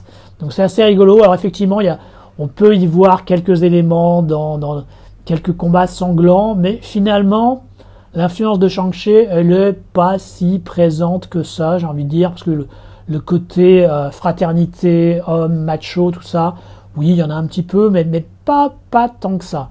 On est quand même avec, au sein du récit, l'élément le plus important, j'ai envie de dire, c'est quand même la relation amoureuse qu'il peut y avoir entre Zhang Ziyi et un personnage d'esclave affranchi. Il est bon d'ailleurs de remarquer qu'il y a un gros casting quand même dans ce film, puisque donc on a Zhang Ziyi, comme je l'ai dit, on a également Du côté chinois, Yurong Guang, que ça fait toujours plaisir de voir, Yurong Guang, le héros de Mirage de Choi Soo-ming, donc encore une vidéo qu'il faut que vous alliez voir si vous ne connaissiez pas Yurong Guang, mais un acteur que j'aime beaucoup, ça fait toujours plaisir de le voir ici en tant que chef des Mongols. Et puis du côté coréen, on a aussi des pointures, puisqu'il y a Jung Moo-sung, qui est un acteur que moi j'aime assez bien, qui a une bonne cote de sympathie. Et puis on a Han Sung-ki qui joue lui un espèce d'archer d'élite à la tête d'un petit groupe de soldats au sein de cette délégation diplomatique. Assez surprenant de le voir dans un rôle encore une fois très très physique, mais il le fait bien, aucun problème. Il a la tête un peu burinée qu'il faut pour être marquant, et il est convaincant également dans les scènes de bagarre, donc ça marche vraiment bien. Dans l'ensemble, moi je dois dire que c'est un film que j'aime vraiment bien, hein, Musa, Princesse du désert. Il est peut-être un petit peu long, il est finalement assez prévisible dans son déroulement, mais je trouve que la galerie de personnages qui est proposée est assez convaincante et assez attachante, qu'il y a ce qu'il faut en termes de souffle épique, qu'il y a quand même un visuel travaillé, et vraiment je passe un bon moment à voir le film. Je sais que c'est pas forcément un film qui est très très apprécié, il est assez critiqué, assez mal aimé, mais moi vraiment j'accroche. Je passe un bon moment à chaque fois que je le regarde, et donc je ne vais pas bouder mon plaisir ici dans cette rétrospective. Je vais à nouveau le défendre et vous le recommander si vous ne l'avez pas vu.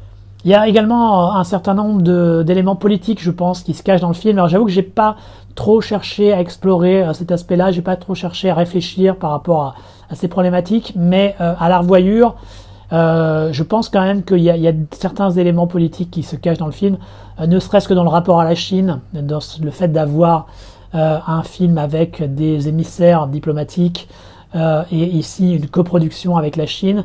Je pense que ça dénotait d'une volonté réelle de rapprochement entre Corée du Sud et Chine durant cette période, qui a effectivement pas mal marché durant un certain temps, jusqu'à ce que les relations deviennent un peu plus tendues avec l'adoption du bouclier antimissile en Corée du Sud. Mais donc il y a cet aspect-là qui est présent directement dans le film à travers les personnages, à travers l'histoire, mais qui est présent en tant qu'objet cinématographique, en tant qu'objet de coproduction.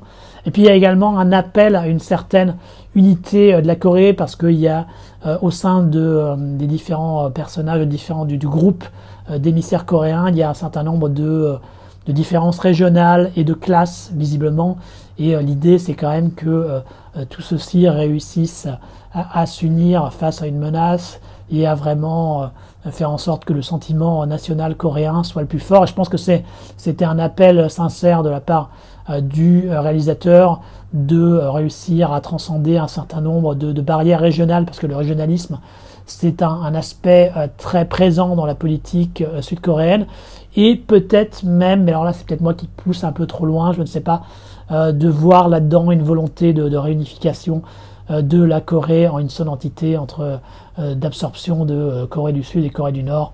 Bon, je pousse peut-être un petit peu loin l'analyse politique par rapport à Musa, mais j'ai l'impression quand même qu'il y a quelques éléments qui se cachent par rapport à ça. Mais comme je l'ai dit, donc un film que moi j'aime vraiment bien et que donc je vous recommande. On passe à 2002 avec un film d'animation, Mari Iyagi, réalisé par Lee Sung-gang.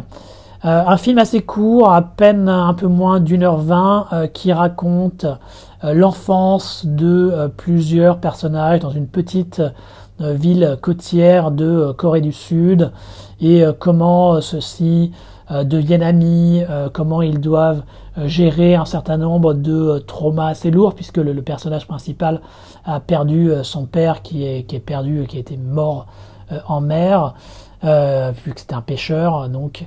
Et voilà, ce type d'éléments, et qui, dans le cadre de ces traumas à réussir à surmonter, va parfois aller dans un espèce de monde un peu onirique. Moi, je trouve qu'il y a pas mal d'accents un peu à la Totoro, quelque part, dans une espèce d'exaltation de la nature, de l'enfance, et que ça permet en gros de passer certains caps de l'enfance, oui, de la jeunesse, pour entrer dans une forme d'âge adulte. Il y a un peu de ça dans Mari Yagi, mais en version beaucoup moins bien faite.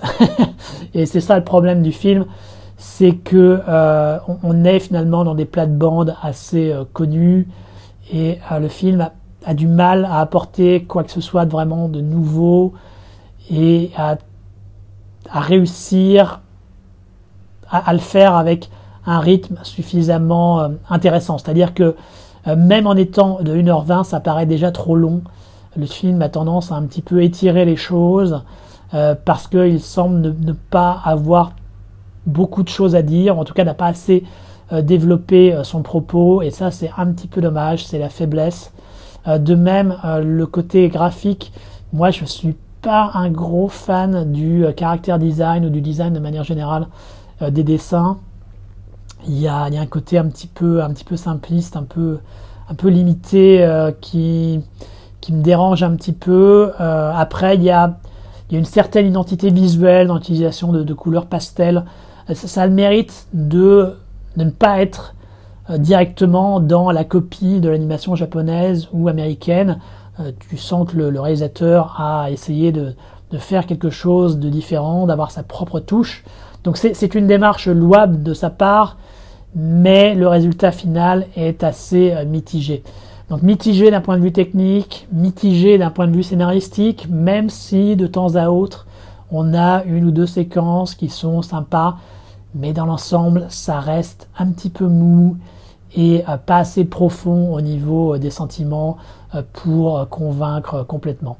Han Sung-ki, il a un rôle réduit puisqu'il fait en fait la voix d'un des personnages adultes qui est en fait un ami, probablement on devine le fiancé le nouveau fiancé de la mère du personnage principal, et qui essaye de trouver sa place par rapport au décès du père.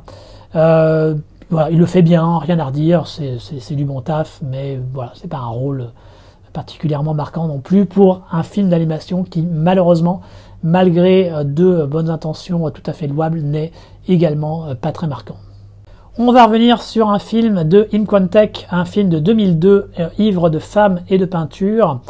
Un film qui est en fait une adaptation de la vie d'un célèbre peintre excentrique durant la fin de la dynastie Joseon, à savoir Jang Sung-hoop dit Oh-won. Et donc c'est sur ce personnage que va se concentrer Im Kwon-taek, personnage qui va être joué par Choi Min-sik, donc l'acteur bien connu de Old Boy, qui va le jouer de manière un petit peu ambiguë, j'ai envie de dire, c'est-à-dire que il peut être très bien, assez sobre par moment, et après il va aller dans des moments très exagérés, ce qui dans un sens correspond au côté excentrique du personnage, mais parfois il pousse peut-être un peu loin les potards. Hein. C'est bon, après c'est Choi Min-sik qui a tendance il n'hésite pas à y aller un petit peu dans le surjeu, et c'est ce qui est demandé ici. Donc ça correspond en partie au personnage, mais je dois dire, j'ai pas été totalement convaincu forcément par sa prestation.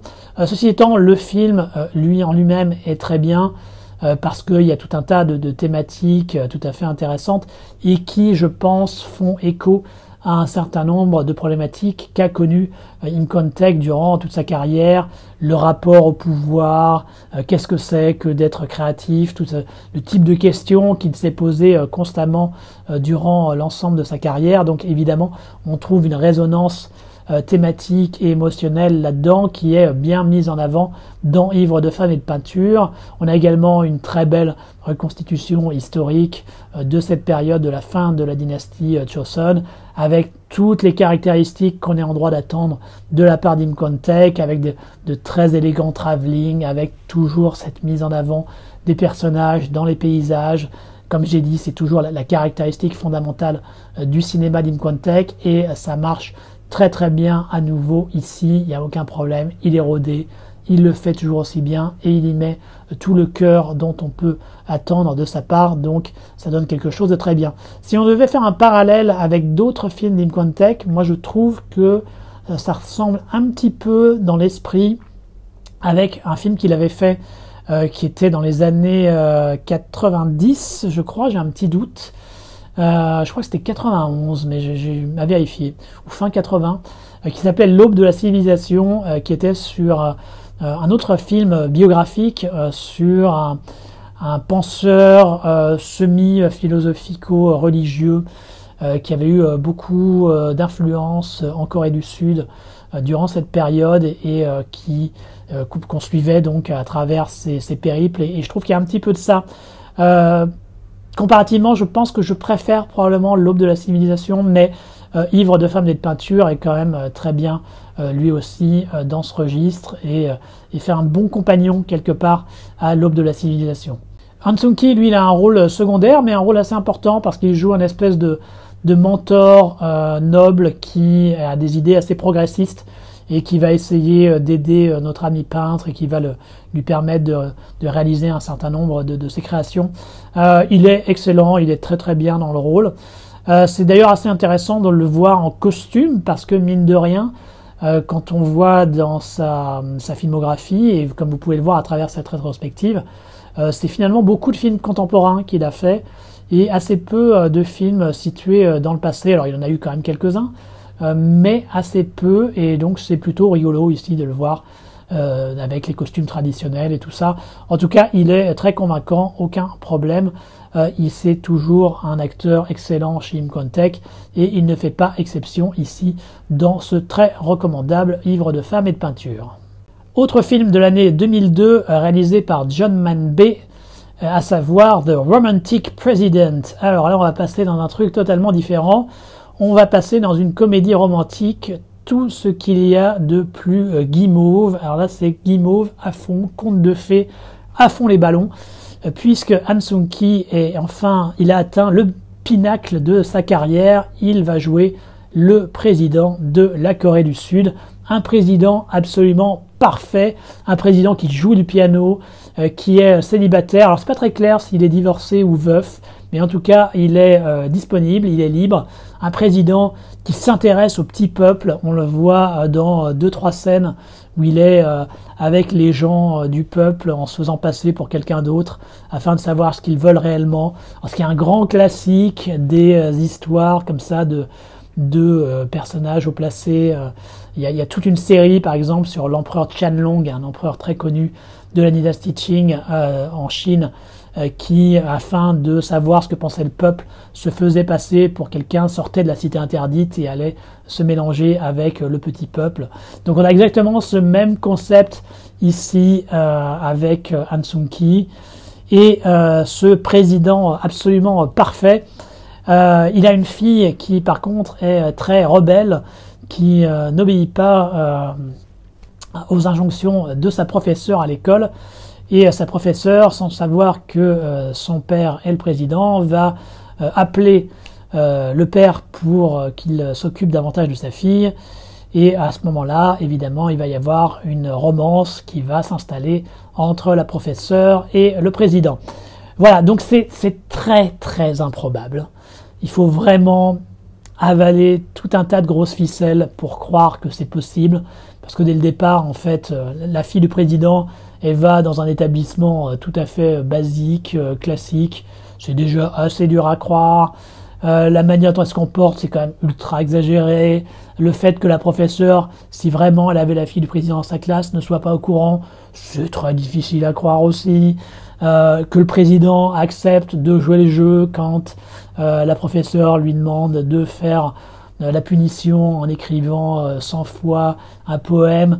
Oui, alors encore une fois, il y a énormément de choses qui sont très difficiles à croire ici. On est vraiment dans le conte de fées le plus total.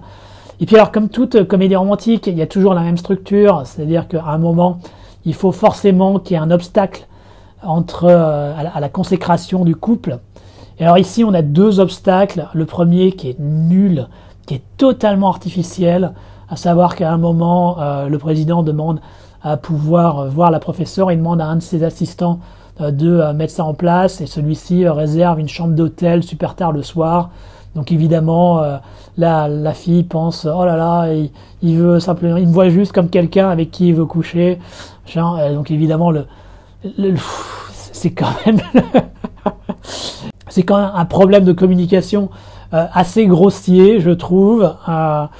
Et après, il y a un moment, effectivement, où il va y avoir le côté politique, le fait que ce soit un homme politique, qui fait que ça rend la relation difficile. Là, c'est un petit peu plus crédible, et c'est franchement bienvenu, parce que autrement, tout le côté politique du truc, c'est totalement absent du récit. Ce qui quand même devrait avoir un minimum d'importance quand c'est une romance avec le président de la Corée du Sud. Là, c'est légèrement mis à la toute fin du film, et ça permet d'avoir un obstacle un petit peu plus crédible. Bon, enfin, ça reste traité de manière extrêmement light. Donc, ne vous attendez pas à ce que ce soit un véritable obstacle très présent dans cette romance ultra idéalisée.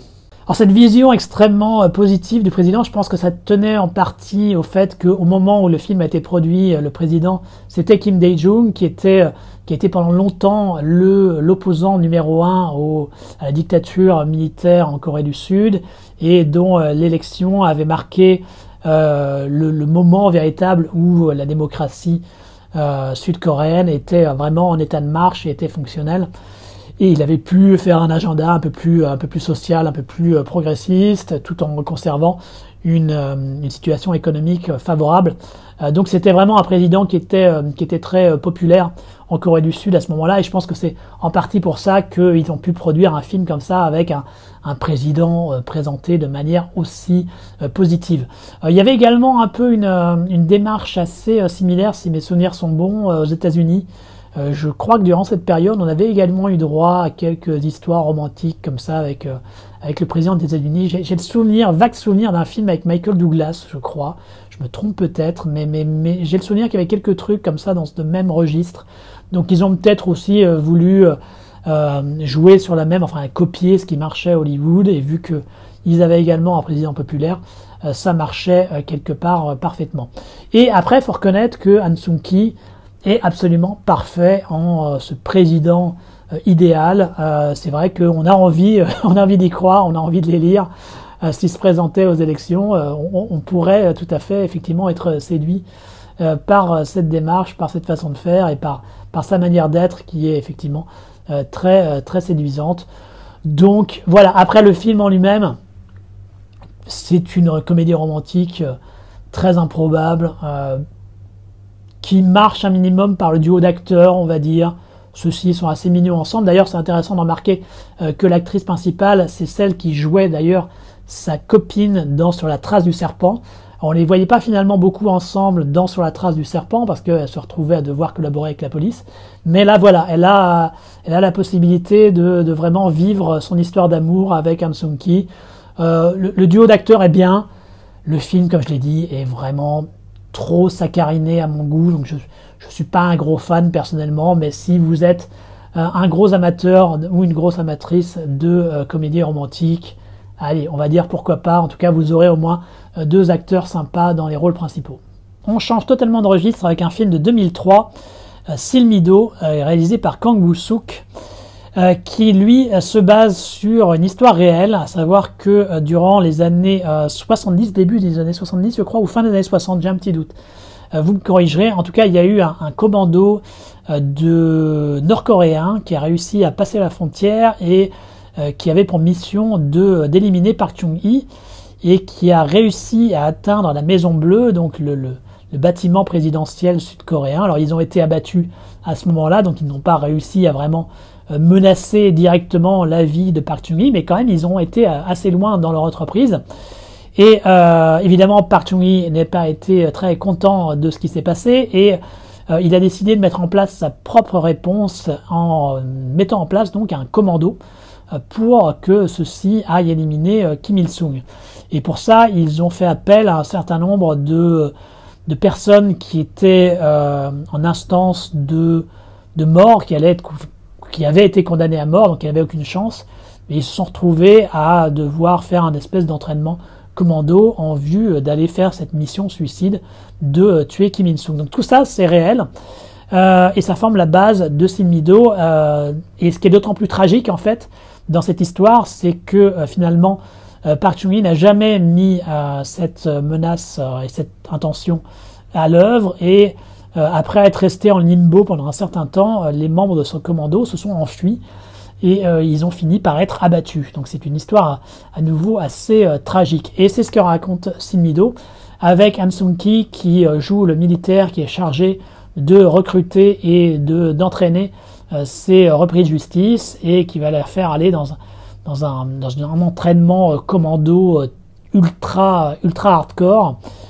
Et donc ça va être ça en fait, Sin Mido. On va suivre ces différents personnages durant cet entraînement très très dur, et puis qui vont se rendre compte que finalement ce pourquoi ils avaient été engagés n'a plus aucun sens, et qui vont simplement essayer de survivre, mais pour un résultat, comme je vous l'ai dit, d'extrêmement tragique.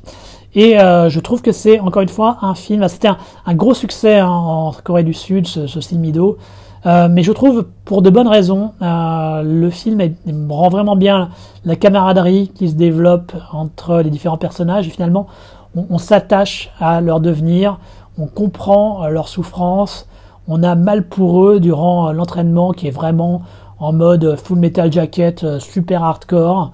Et quand ça prend sa dimension dramatique dans le dernier tiers, eh ben vraiment on a la gorge serrée par rapport à la manière dont ils ont été joués par le gouvernement, à la manière dont ils ont été constamment des pions. Il y a quelque chose de très touchant là-dedans, et c'est vraiment assez fort émotionnellement, je trouve.